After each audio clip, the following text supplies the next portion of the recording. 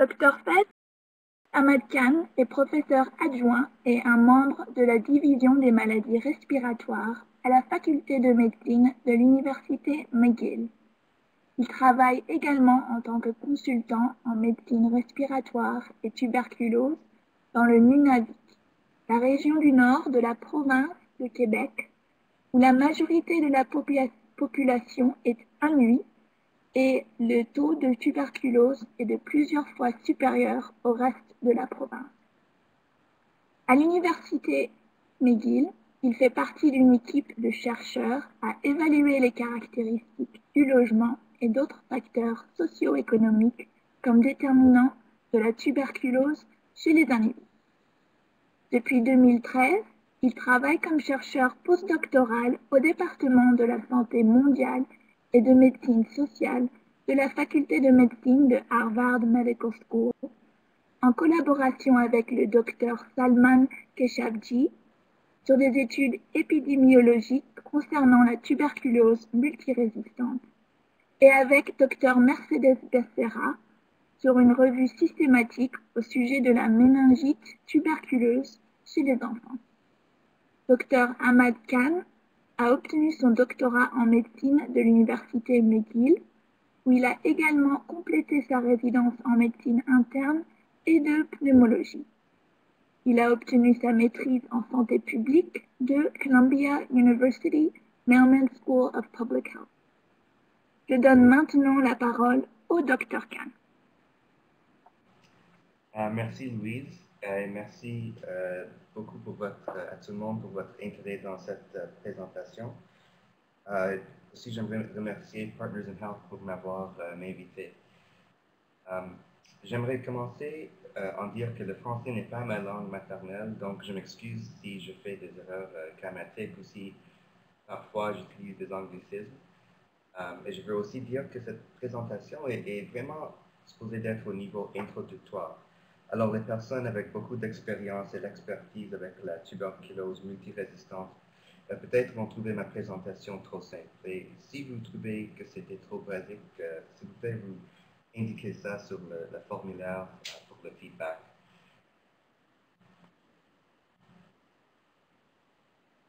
Donc, j'ai 4 objectifs généraux aujourd'hui.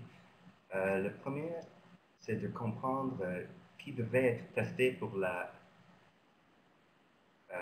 tuberculose résistante. La deuxième, c'est de faire un bref résumé des caractéristiques des tests diagnostiques. La troisième, c'est de comprendre les tests disponibles pour diagnostiquer la tuberculose résistante. Et pas seulement les nouveaux tests moléculaires, mais aussi j'aimerais introduire les différentes méthodes pour diagnostiquer la résistance. De vous faire comprendre la différence entre les tests phénotypiques et génotypiques. Et aussi, on va discuter beaucoup le nouveau machine GeneXpert. Et finalement, j'aimerais qu'on fait réviser les recommandations de l'OMS sur le rôle des tests rapides.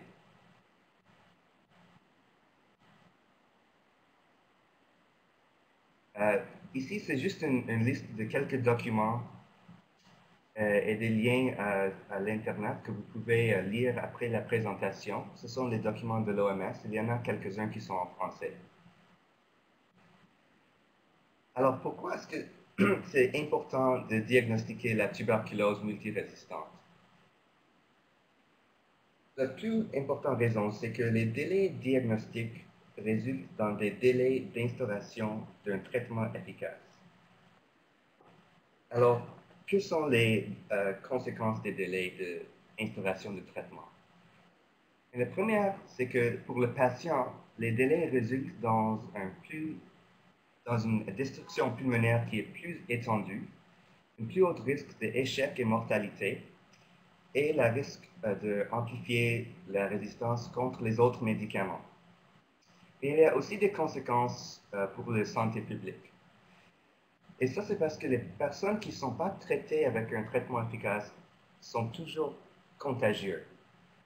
Alors, si vous avez un patient qui a la tuberculose multirésistante, mais qui n'est pas encore diagnostiqué comme avoir la tuberculose multirésistante, ce patient va transmettre cette infection multirésistante aux autres pendant qu'ils ne sont pas encore sur le traitement.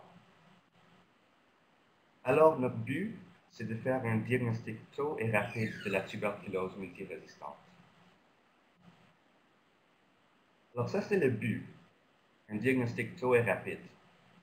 Mais le dilemme, c'est que les méthodes traditionnelles du pharmacosensibilité prennent des semaines et des mois pour donner des résultats. Mais aussi, il y a de l'espoir avec les nouveaux tests rapides moléculaires.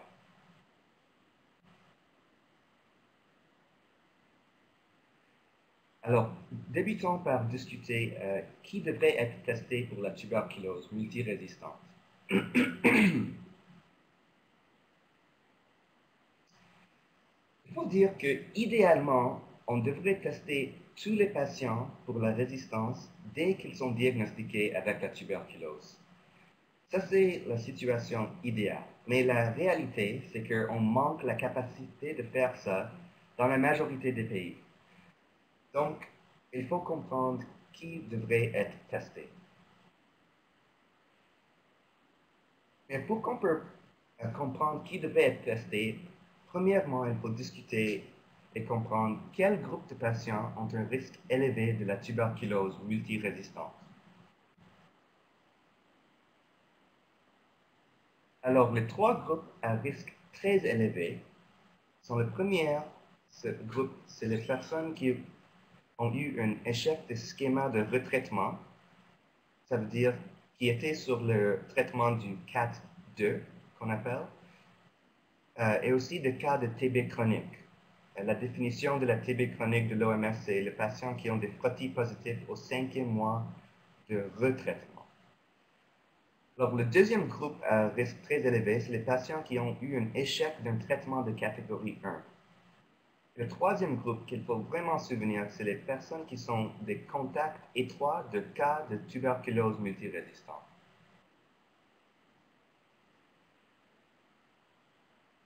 Il faut comprendre que chez quelques patients qui ont un risque très élevé de la tuberculose multirésistante, il faut faire le dépistage pour la résistance dès que la tuberculose est diagnostiquée.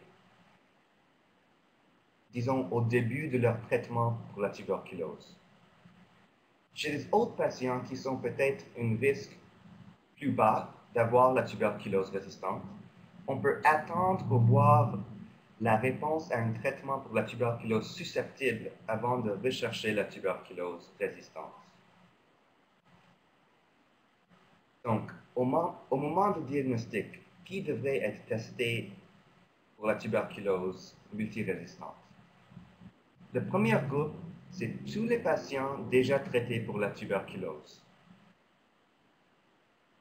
C'est-à-dire les patients qui font un échec de traitement, des rechutes et des patients qui retournent après abandon ou interruption.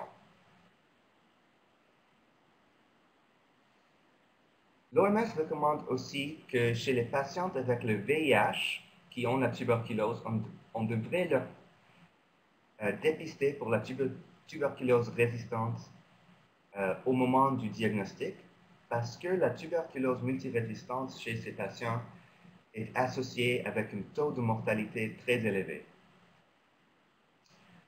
Ensuite, comme j'ai dit, les contacts des patients avec la tuberculose résistante.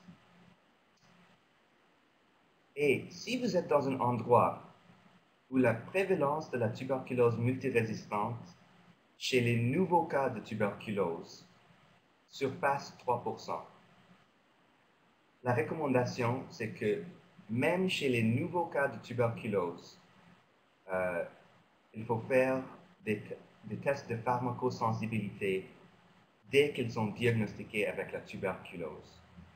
Et si vous vous souvenez, la définition d'un nouveau cas de tuberculose, c'est un patient qui a reçu au maximum 1 mois de traitement avec des médicaments antituberculeux. Et il y a aussi des autres groupes de risques de tuberculose résistante chez qui le risque est très élevé et vous pouvez penser à même faire le dépistage pour la résistance dès qu'ils sont diagnostiqués avec la tuberculose. Alors, ce sont des patients qui sont exposés à la tuberculose dans des établissements où il y a des flambées de TB pharmacorésistantes.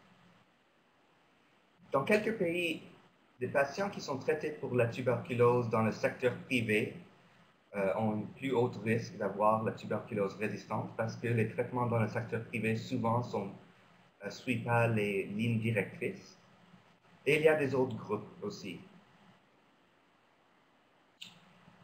J'aimerais aussi souligner que la tuberculose est une maladie familiale et aussi la tuberculose multirésistante est une maladie familiale. Et il y a une étude récemment qui a été faite en Pérou où ils ont étudié 112 contacts domiciliaires des cas de tuberculose multirésistante. Et chez ces personnes, 90% qui ont développé la tuberculose ont développé la tuberculose multirésistante. C'est-à-dire que les contacts domiciliaires des cas de tuberculose multirésistante, s'ils développent la tuberculose, il faudrait leur tester au moment du diagnostic pour la résistance, parce que le risque est très élevé chez ces patients.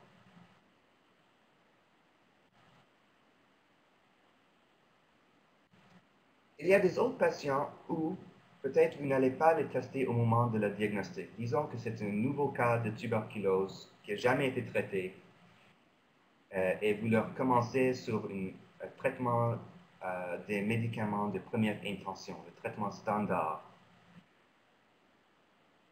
Selon les recommandations de l'OMS, chez ces patients, s'ils sont toujours des frottis positifs ou des cultures positives à la fin du 3e mois du traitement ou après le 3e mois de traitement, il faudrait faire des tests pour dépister pour la résistance. Alors, 2 points importants de souvenir, c'est que il faut faire des frottis de culture de suivi après qu'on commence quelqu'un sur un traitement de la tuberculose susceptible. Souvent, on oublie de faire ça. Et ça, c'est très important parce que si vous avez un patient non diagnostiqué avec la tuberculose résistante et qui ont été commencés sur un traitement avec les médicaments de première intention, si vous attendez jusqu'à la fin du traitement pour voir est-ce qu'ils vont avoir une réponse à ce traitement, ça va délayer l'instauration de leur traitement efficace contre la tuberculose multirésistante. Et comme on a dit dans la première diapositive, ça c'est ce qu'on veut essayer de ne pas faire, de délayer l'instauration d'un traitement efficace.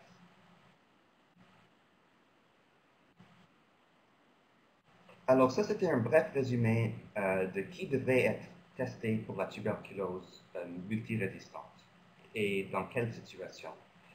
Alors maintenant je vais discuter un peu, réviser disons, les caractéristiques des tests diagnostiques. Alors, la première chose à réviser, c'est le premier terme, c'est quelque chose qu'on appelle le norme de référence.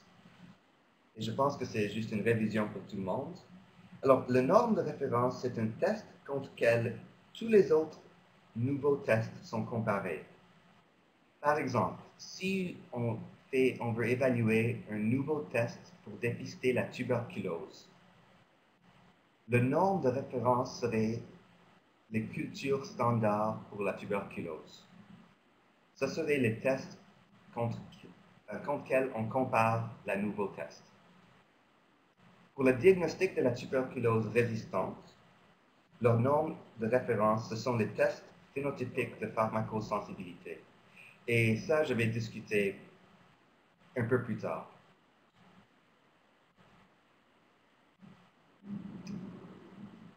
Alors, les deux caractéristiques premières qu'on va discuter, ce sont la sensibilité et la spécificité des tests. Alors, la sensibilité est le pourcentage des échantillons résistants qui sont identifiés par un test diagnostique. Alors, c'est le nombre résistants identifiés par le test divisé par le nombre de tous les échantillons résistants. Et la spécificité pour le diagnostic de la résistance, c'est le pourcentage des échantillons non résistants, donc susceptibles, que le test a identifié comme étant susceptibles.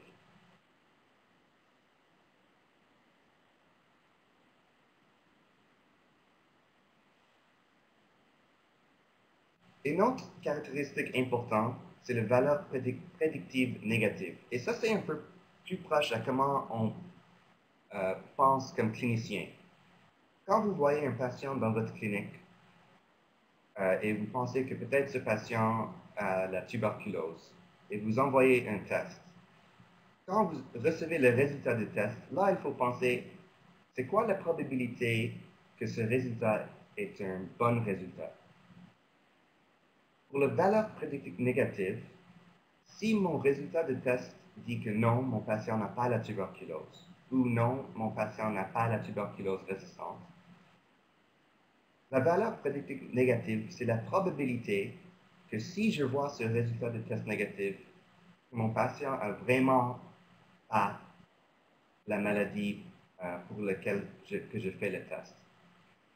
Alors, c'est de toutes les personnes qui ont résultat négatif, le NPV, c'est le pourcentage qui n'ont pas la maladie en question. Alors, c'est le nombre non résistants qui ont un résultat négatif divisé par tous les patients avec un résultat négatif. Alors, on va faire une petite question pour voir si on a compris cette idée. Alors, si le NPV pour diagnostiquer la résistance est à 97%, quel pourcentage de personnes avec un résultat négatif vont avoir la tuberculose résistante? Est-ce que c'est 97%, 3%, ou est-ce que vous ne savez pas?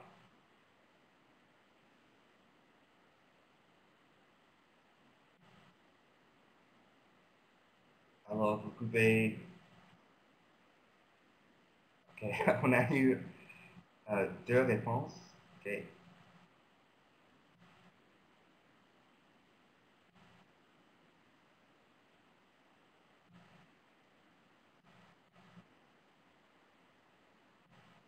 OK, alors, je pense qu'on peut afficher le vote. Oups. Pardon. Alors, oui, la majorité, je pense, ont mis la réponse B qui est correcte. 3%. Alors, de l'autre côté, on parle de valeur prédictive positive. Ça, c'est la probabilité que quelqu'un avec un résultat positif a vraiment la maladie en question. Alors, c'est le nombre résistant qui ont un résultat positif divisé par le nombre de tous les patients avec un résultat positif. Alors, on va juste faire un autre petit sondage ici. Alors, si la PPV pour la résistance est 60%, combien de patients qui ont un résultat positif vont vraiment avoir la tuberculose résistante? Est-ce que c'est 60% ou 40%?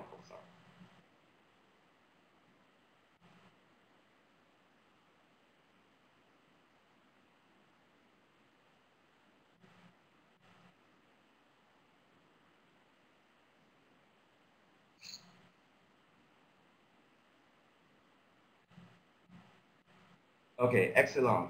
Tout le monde a eu la bonne réponse qui est 60%. Alors, ça c'était juste une brève révision et plus tard dans la présentation, on va retourner à ces caractéristiques. Alors, maintenant, discutons des tests qui sont disponibles pour diagnostiquer la tuberculose résistante.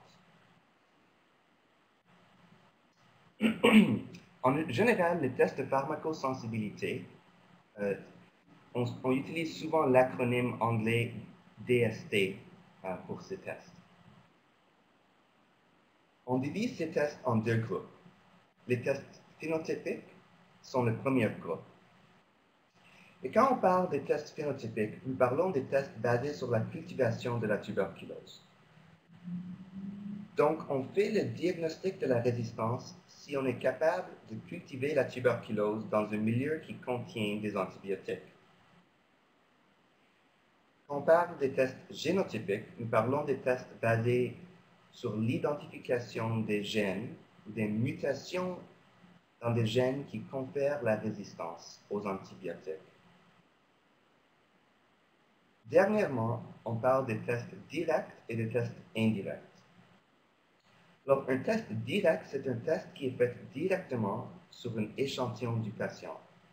Par exemple, si on fait le test pour la résistance directement sur un échantillon de crachat, on appelle ça un test direct. Mais si, par contre, un test indirect pour la résistance est fait après que la tuberculose est cultivée dans un milieu sans antibiotiques. Alors, la première chose qu'on fait, on prend l'échantillon, on met dans un milieu sans antibiotiques, on attend pour la tuberculose de pousser, puis ensuite on prend la tuberculose qui a été cultivée, et sur ce nouveau échantillon, on fait le test de la résistance. Alors, vous pouvez comprendre que les tests indirects prennent beaucoup plus de temps, car il faut en première attendre la cultivation sans antibiotiques.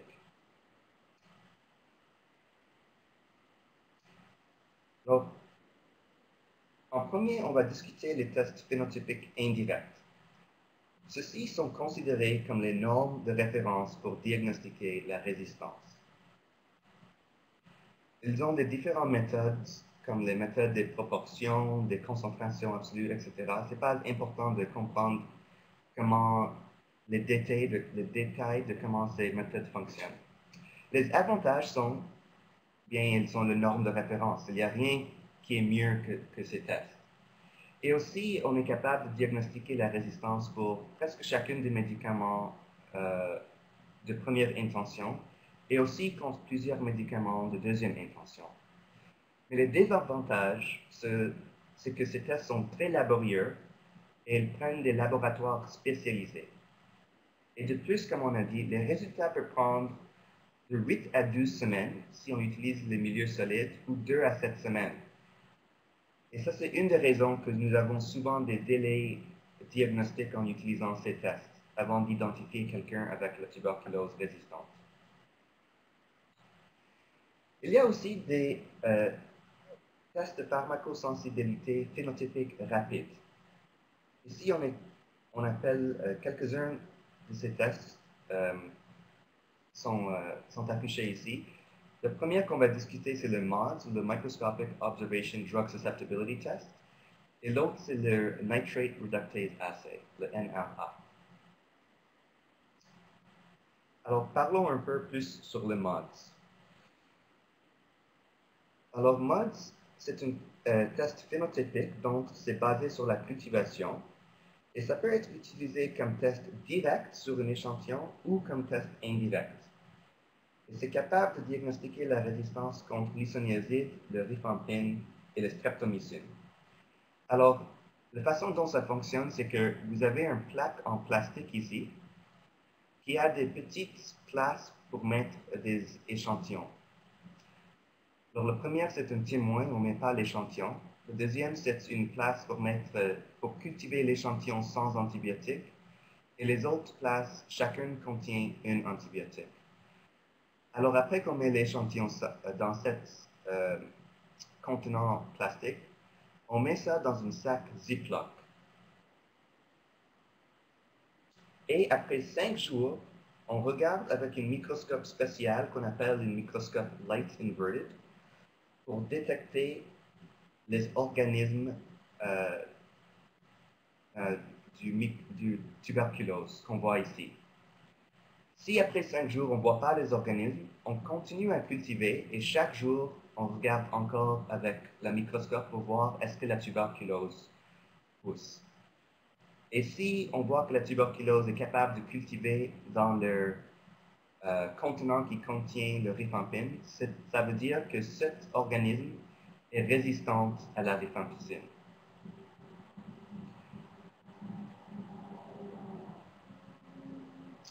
Alors, est-ce que MODS est un test fiable? Pour le rifampicine et l'isoniazide, MODS a une très bonne sensibilité comme test direct. Et on voit comme pour l'éthambutol et le streptomycine, la sensibilité c'est plus faible. Mais ce qu'on est plus intéressé pour cette lecture, c'est diagnostiquer la tuberculose multirésistante. Alors, on voit que le mode, c'est une très bonne test, très fiable pour faire ce diagnostic. Les avantages, c'est que c'est moins coûteux, ça donne des résultats assez rapides en 11 jours, et ça peut être utilisé comme test direct ou indirect. Les désavantages sont que on a besoin d'un microscope spécial, donc la formation en comment utiliser ce microscope. Mais aussi, on peut juste utiliser la mode dans des laboratoires de référence. Le nitrate reductase assay, c'est une autre test phénotypique rapide. Ici, on met la tuberculose, on met l'échantillon dans des petites bouteilles qui contiennent chacun un médicament antituberculeux. Alors, le premier ne contient aucun médicament. Le deuxième ici contient le streptomycine, le troisième le isoniazide, le quatrième le rifampicine, etc. Et ce test est basé sur l'habilité de la tuberculose de réduire le nitrate au nitrite. Et quand, dans la présence de la nitrite, la liquide dans ces bouteilles devient bleu. Alors, quand on voit que la liquide est bleue, ça veut dire que la tuberculose était capable d'être cultivée dans le milieu avec l'antibiotique. Alors ici, le patient serait diagnostiqué avec une tuberculose qui est résistante à la rifampicine et à la streptomycine, mais qui est toujours susceptible à la isoniazide et l'éthambutol. Ce test est seulement fiable sur les échantillons qui sont protépositifs. Alors, si vous voulez utiliser ce test comme un test direct, on peut juste le faire si la personne a des protépositifs. Ou on peut utiliser le test comme test indirect.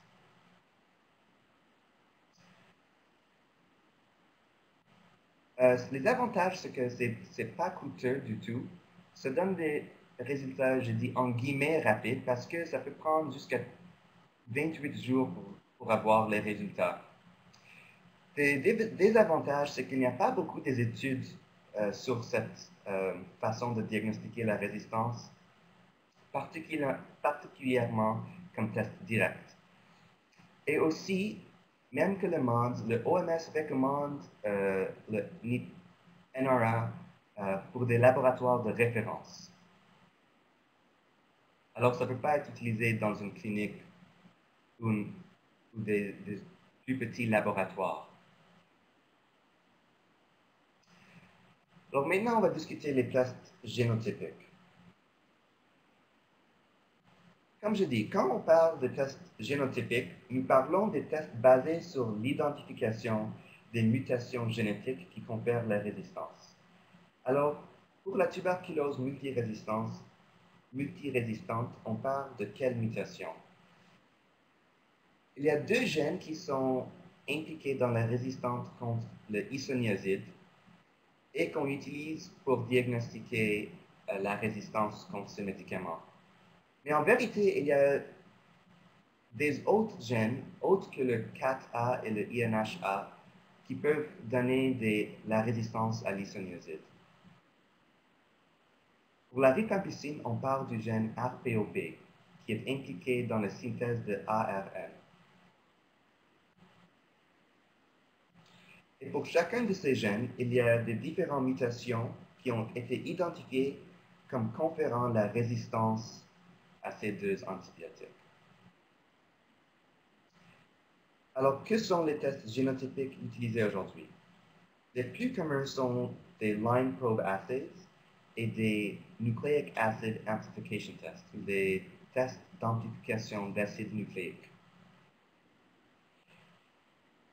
Pour le moment, ils sont vraiment juste pensés fiables pour diagnostiquer la résistance contre la rifampicine et le isoniazide. Et souvenons encore qu'on sait que la tuberculose multirésistance, c'est une tuberculose qui est au minimum résistante à la rifampicine et à l'isoniazide. Maintenant, on commence à voir de plus en plus les tests génotypiques commencent à être utilisés pour diagnostiquer la résistance pour les médicaments de deuxième intention, c'est-à-dire les fluoroquinolones et les agents injectables comme amikacine, capreomycine et kanamycine. On va discuter ça un peu plus en détail plus tard. Les tests génotypiques, quelques-uns peuvent être utilisés comme tests directs, quelques-uns juste comme tests indirects. On va discuter ça. Et vous pouvez imaginer, comme test direct, si on est capable d'utiliser un test génotypique comme un test direct, ça va donner un diagnostic de résistance beaucoup plus rapide que d'attendre pour la cultivation de la tuberculose, qui peut prendre des jours à des semaines. Mais il faut aussi se souvenir que généralement, la sensibilité des tests, quand on leur utilise de façon directe, la sensibilité est plus basse. C'est-à-dire qu'il y a une plus grande chance que le test va être négatif chez des patients qui ont vraiment la résistance.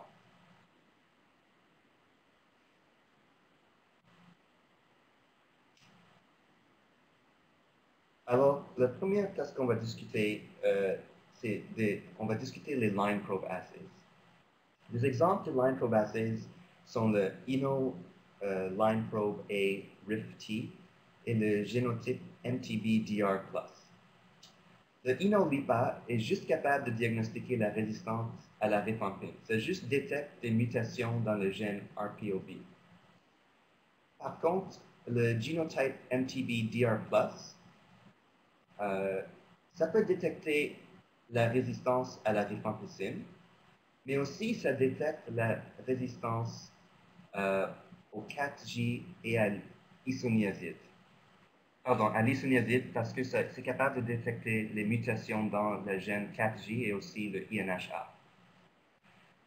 Comme test indirect, la sensibilité est très élevée et la spécificité est aussi très élevée. Comme test direct sur un échantillon qui est frottis positif, la sensibilité, c'est aussi très excellent et la spécificité, c'est très excellent. Et selon l'OMS, ce test devrait seulement être utilisé soit sur des frottis positifs ou comme test indirect.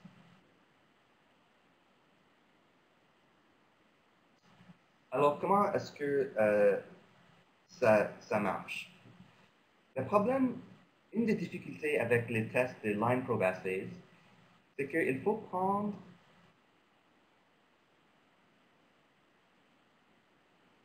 en premier prendre l'échantillon du patient et faire une digérée pour enlever le ADN de la tuberculose. Et ça prend de l'expertise et ça prend un laboratoire spécialisé.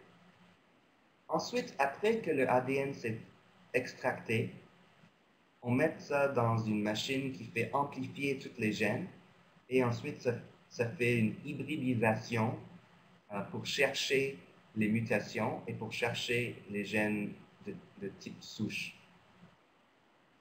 Alors ici, c'est une liste des différents gènes.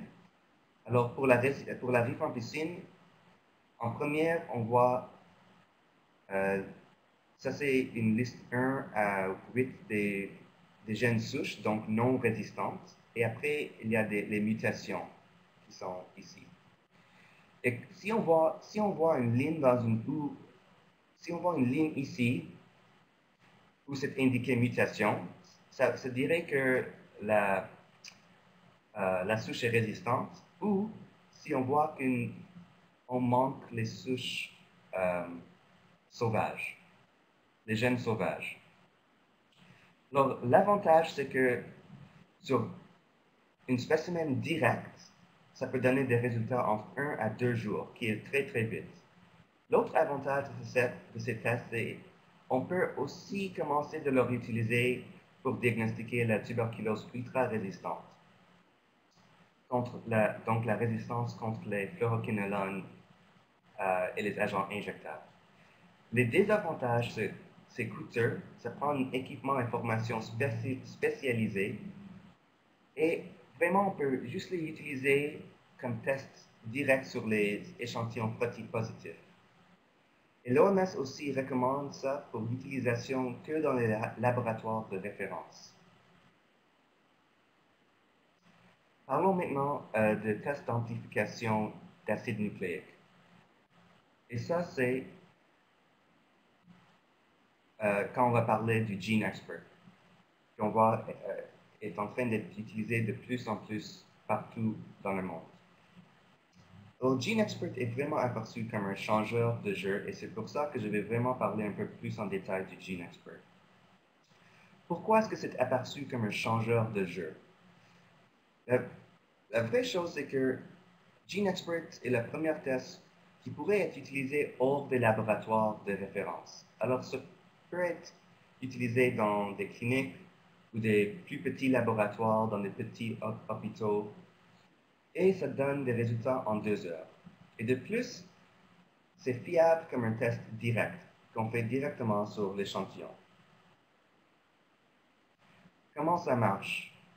Alors, on commence ici.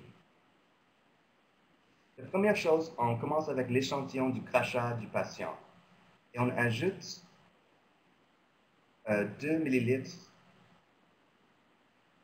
ou je ne sais pas la volume, mais on ajoute cette liquide ici qui prépare l'échantillon pour l'analyse.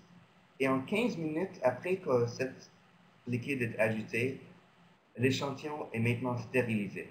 Après, on transfère ça dans le contenant du GeneXpert. Et après ça, vous n'avez plus besoin de toucher l'échantillon.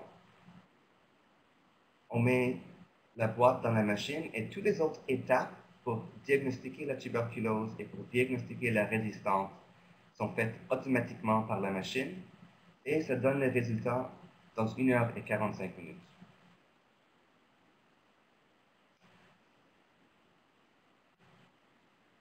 Alors, ça, c'est l'écran du GeneXpert.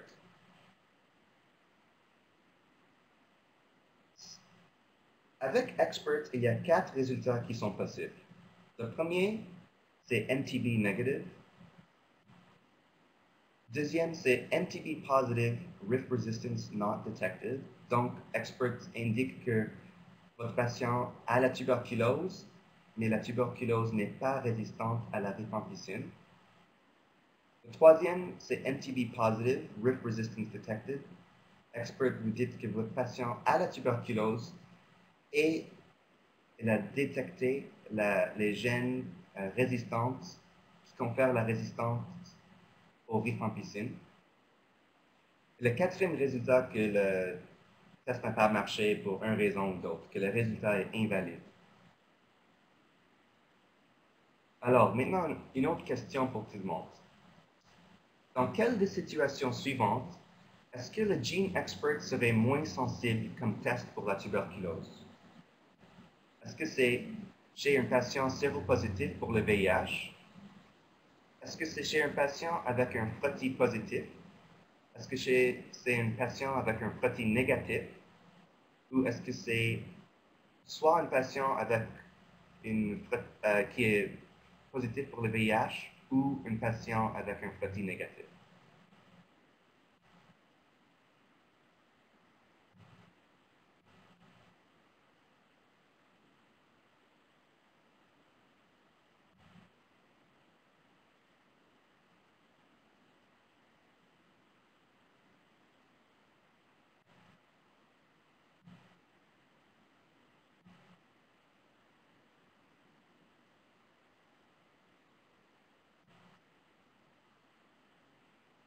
OK, on peut terminer le sondage. Alors, la plupart des personnes ont indiqué D, qui est la réponse correcte.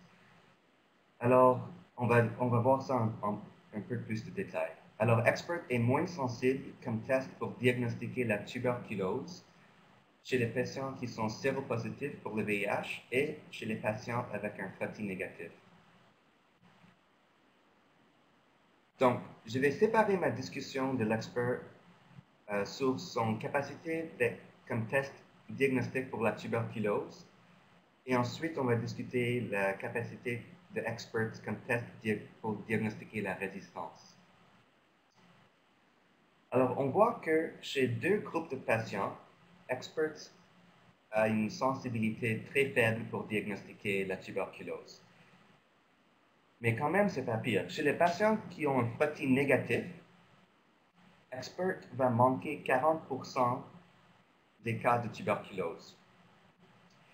Et chez les patients qui ont le VIH, Expert peut manquer 20% des cas de tuberculose. Et vous pouvez imaginer que la sensibilité la plus basse va être si un patient a VIH positif et frottis négatif.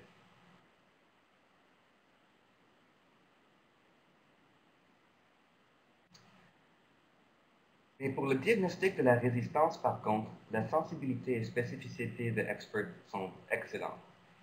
Mais il faut se souvenir que pour Expert d'être capable de diagnostiquer la résistance à la tuberculose, à la rifampicine, la première chose qu'il faut être capable de diagnostiquer la tuberculose. Alors, la sensibilité de Expert pour diagnostiquer la résistance aux rifampicines, c'est juste relevant chez les patients où Expert était capable de diagnostiquer la tuberculose. Une autre chose qu'il faut demander, c'est que Expert fait juste le diagnostic de la résistance aux rifampicines. Mais comme on sait, la tuberculose multirésistance, la définition, c'est une tuberculose qui est résistante à la rifampicine et aussi à l'isoniazide. Alors, est-ce que c'est si on voit que Expert donne un résultat qui indique que votre patient a la résistance à la rifampicine, est-ce que c'est assez pour débuter un traitement contre la tuberculose multirésistante? Et dans les essais de Expert, seulement 1% des cas de résistance avaient une monorésistance aux rifampicine, c'est-à-dire seulement 1% étaient susceptibles à l'isoniazide.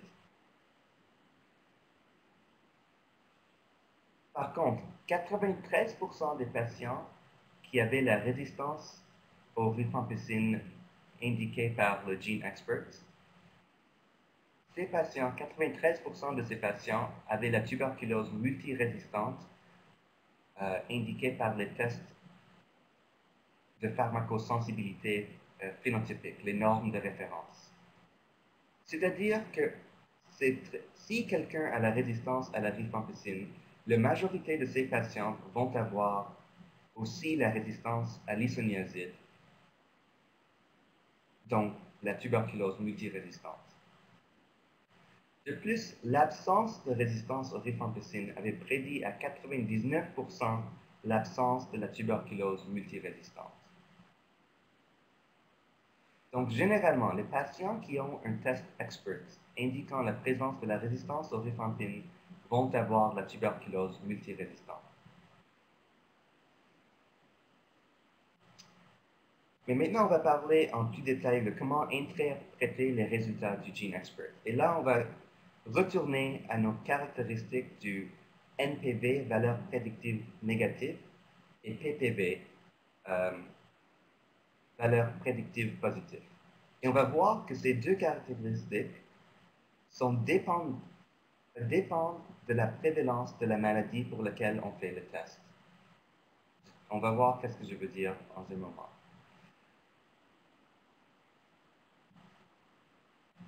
Alors, le premier résultat qu'on va discuter, qui est possible avec Expert, c'est no TB. Donc, Expert vous dit que votre patient n'a pas la tuberculose.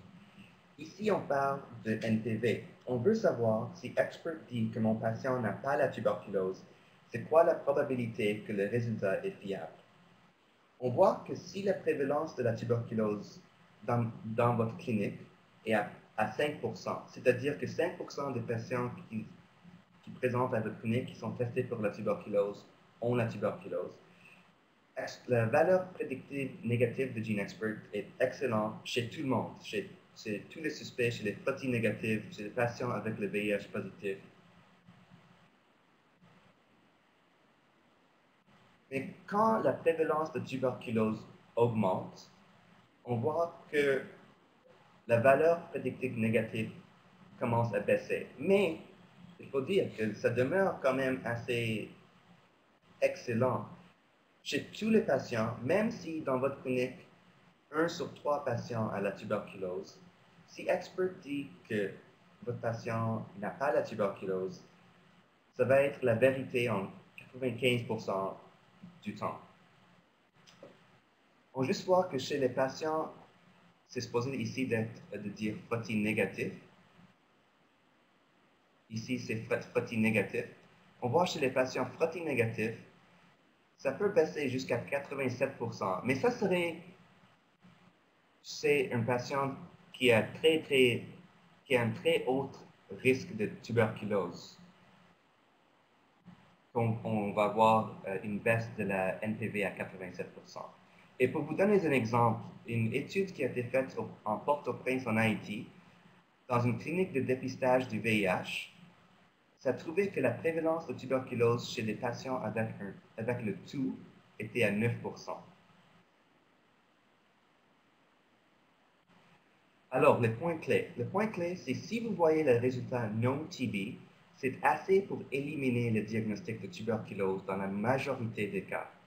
Mais si vous avez une patiente qui est positive avec le VIH et votre suspicion clinique, votre suspicion clinicale de tuberculose est très forte, il faut continuer à évaluer pour la tuberculose selon les directives nationales de votre pays ou de l'OMS. Et si vous voulez, vous pouvez aussi répéter le Gene Expert parce que la valeur prédictive négative de 2 tests de expert négatif, ça va être plus élevé.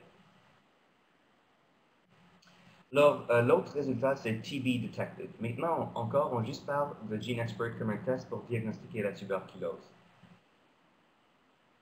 Alors, si on voit le résultat TB detected, l'interprétation, ça, c'est la valeur prédictive positive pour la TB.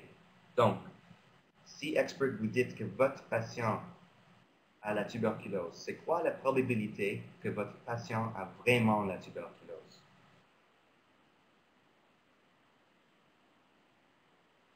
On voit que si la prévalence de tuberculose est bas,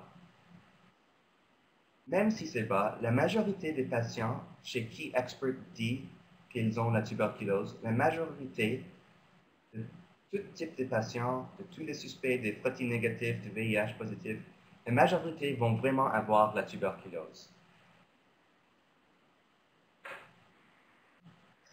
Et si la prévalence augmente juste un peu de la tuberculose, vraiment, c'est un test très, très excellent pour détecter la tuberculose.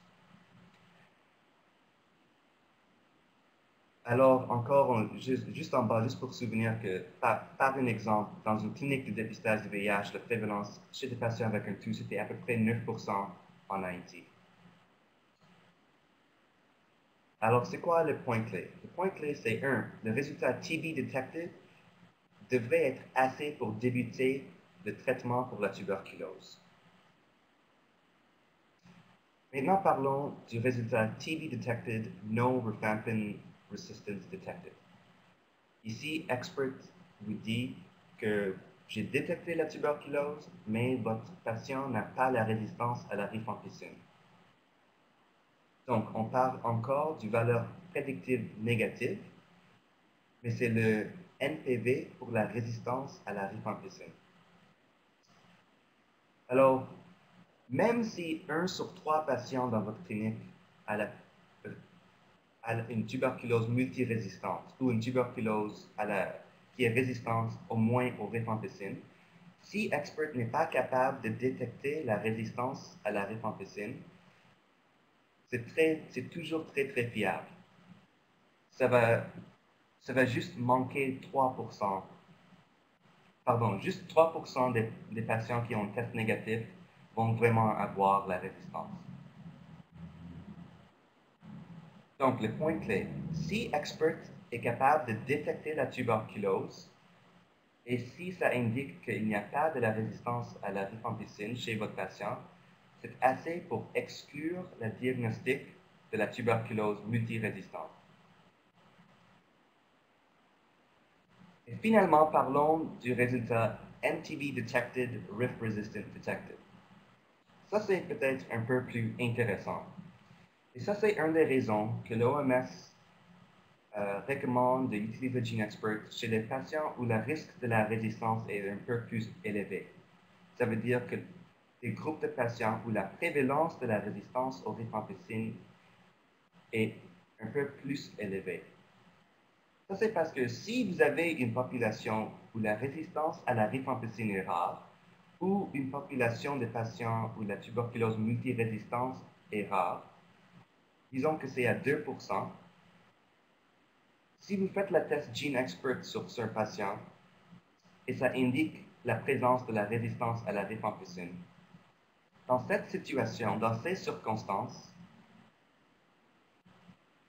50% des patients vont avoir un résultat qui est un fausse positif. C'est-à-dire 50% des patients vont vraiment pas avoir la tuberculose multirésistante, mais GeneXpert quand même va indiquer qu'ils ont la tuberculose multirésistante.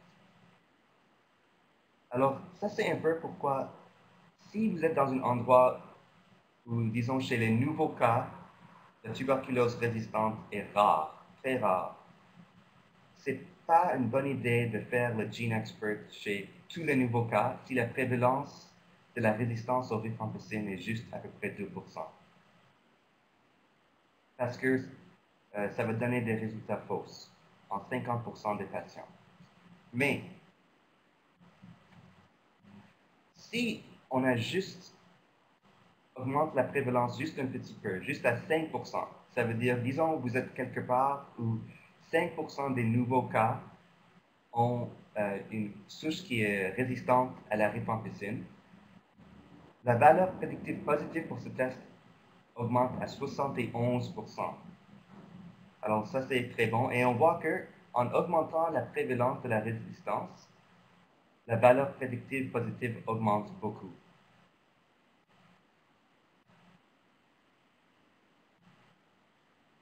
Alors, encore pour vous donner une idée, dans cette étude qui a été faite à Port-au-Prince, 3% des nouveaux cas, c'est-à-dire les nouveaux cas de tuberculose, des cas qui ont été traités pour un maximum d'1 mois avec le traitement antituberculeux, 3% des nouveaux cas de tuberculose avaient la tuberculose multirésistante.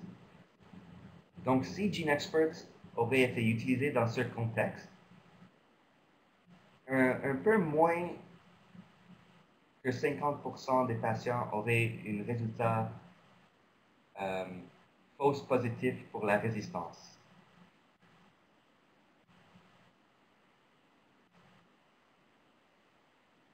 Mais dans cette même clinique, 20% des cas déjà traités avaient la tuberculose multirésistante. Donc, chez ces patients, si vous faites le GeneXpert et ça indique Rifampin Resistance Detected, ça indique la présence de la résistance à la rifampicine, la valeur prédictive positive, c'est très, très élevé. Et juste encore pour vous faire souvenir, globalement dans le monde, je pense que le OMS estime dans le monde que la prévalence de la résistance, de la tuberculose multirésistance dans les nouveaux cas de tuberculose, c'est à peu près 3%. Et chez les cas déjà traités, c'est plus que 15%.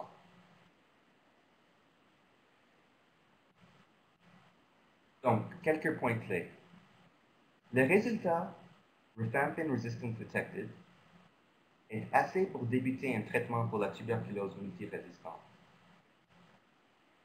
Si possible, c'est mieux d'aussi faire les tests de pharmacosensibilité conventionnels quand on voit ce résultat, particulièrement si la prévalence de résistance contre la rifampicine ou la tuberculose multirésistance est très faible. Mais quand je dis faible, je veux dire comme en bas de 2%. Et généralement, dans la plupart des pays, on ne va pas rencontrer une prévalence aussi faible. Et si vous faites une test pour confirmer le résultat de la résistance, il ne faut pas attendre pour ces résultats des tests de pharmacosensibilité conventionnels pour débuter le traitement pour la tuberculose multirésistante. Généralement, si GeneXpert indique la présence de la résistance contre la rifampicine, il faudrait débuter le traitement pour la tuberculose multirésistance immédiatement ou dans les plus brefs délais possibles. je ne sais pas si je vais pas parler de ces deux choses. Et juste brièvement, on va discuter la tuberculose ultra-résistante. Alors, comment est-ce qu'on teste pour la tuberculose ultra-résistante? Vraiment, ça nécessite l'accès aux tests de pharmacosensibilité conventionnels pour la résistance contre la fluoroquinolone et les injectables de deuxième intention. Et maintenant, il y a des nouveaux tests génotypiques qui peuvent aussi être utilisés. Mais ces tests sont utiles, peuvent établir le diagnostic, mais ils ne sont pas assez pour exclure le diagnostic. Et qui devrait être testé pour la tuberculose ultra-résistante? Mais les deux groupes les plus importants, c'est soit les personnes qui commencent à avoir un échec de traitement pour la tuberculose multirésistante, ou des personnes qui sont des contacts étroits, soit avec une personne atteinte de la tuberculose ultra-résistante, ou une personne chez qui le traitement par un schéma à base d'antituberculeux de deuxième intention s'est soldé par un échec. Et finalement, je vais juste toucher sur le rôle des tests rapides pour le diagnostic de TBMR. Et le OMS en 2011 a recommandé que, si possible, c'est mieux de tester pour la résistance contre les isoniazides et la rifampicine, ou juste contre la rifampicine, comme GeneXpert, au début du traitement ou au moment que la tuberculose est diagnostiquée pour la majorité des patients. Et la raison qu'ils ont fait cette recommandation, c'est que des études ont démontré que faire ça, généralement, ça va prévenir la mortalité et aussi ça va prévenir le développement de la tuberculose multirésistante au niveau santé publique. Et les dernières diapositives, vous pouvez lire dans votre temps, c'est juste les recommandations de l'OMS sur l'implémentation du expert. Et j'ai donné les liens de ces documents au début de la présentation. Je vais juste arrêter ici, au lieu de faire le résumé, pour demander s'il y en a des questions.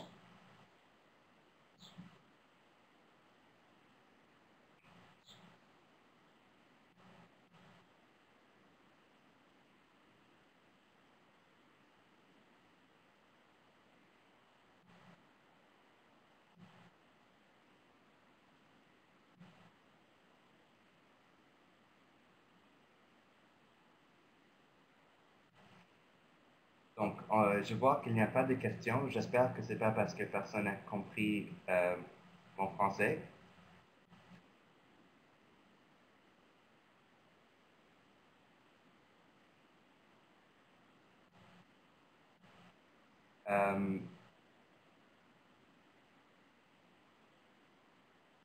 Donc, si vous avez d'autres questions, vous pouvez envoyer une courriel au modérateur et je serai content de de vous répondre en courriel.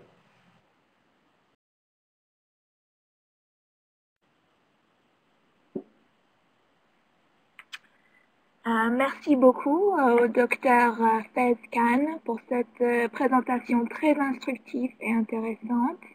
Je tiens également à vous remercier tous pour votre participation aujourd'hui. Et donc, comme le Dr Khan a mentionné, n'hésitez pas à nous envoyer vos questions par email. Et vous aurez aussi l'opportunité d'accéder à ce webinaire enregistré avec les matériels connexes sur le site web du réseau de formation de DRTB et aussi sur le site web. Vous aurez l'opportunité de voir les prochains